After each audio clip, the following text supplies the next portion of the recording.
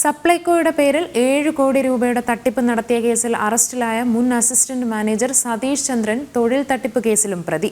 കൊച്ചി മെട്രോയിൽ ജോലി വാഗ്ദാനം ചെയ്തായിരുന്നു തട്ടിപ്പ്. Ernakulam south, Aluva east, Mannar police സ്റ്റേഷനുകളിലും കേസുകളുണ്ട്.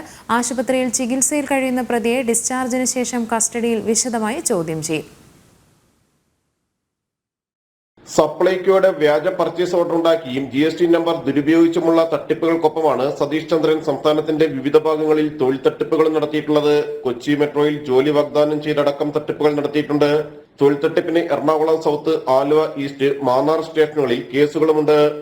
കടവന്തറ പോലീസ് അറസ്റ്റ് രേഖപ്പെടുത്തിയ പ്രതി ഹൃദയ സംബന്ധമായ അസുഖങ്ങൾക്ക് ചികിത്സയിലാണ്. ജുഡീഷ്യൽ കസ്റ്റഡിയിലുള്ള പ്രതിയെ ആശുപത്രി വിട്ട ശേഷം കസ്റ്റഡി അപേക്ഷ നൽകി വിശദമായി ചോദ്യം ചെയ്യും. തൊഴിൽ തട്ടിപ്പ് പരാതികളിൽ എടുത്ത കേസുകളെയും വിശദമായി ചോദ്യം ചെയ്യേണ്ടതുണ്ട്. സപ്ലൈകോയിൽ അസിസ്റ്റന്റ് മാനേജറായി സിവിൽ സപ്ലൈസ് വകുപ്പിൽ നിന്ന് വിരമിച്ച സതീഷ് ചന്ദ്രൻ കഴിഞ്ഞ 1 വർഷത്തിനുള്ളിലാണ് തട്ടിപ്പുകൾ ഏറെയും നടത്തിയിട്ടുള്ളത്. ഉത്തരേന്ത്യയിലെ കമ്പനികളുമായുള്ള കരാറിൽ ഇറക്കുമതി ചെയ്ത ചോളം മറച്ചു വിൽക്കുകയായിരുന്നു. 2023 ജനുവരി, നവംബർ മാസങ്ങളിലായിരുന്നു തട്ടിപ്പ്. ചോളം വാങ്ങുന്നതിനായി 2 മെയിൽ ഐഡികളിലൂടെ വ്യാജ പർച്ചേസ് ഓർഡർ ഉണ്ടാക്കി അയക്കുകയായിരുന്നു. IPC 468, 469, 471, IT-യിലെ 66C, 66D വകുപ്പുകളാണ് കടവന്തറ പോലീസ് ചുമത്തിയിട്ടുള്ളത്. ജനം, കൊച്ചി.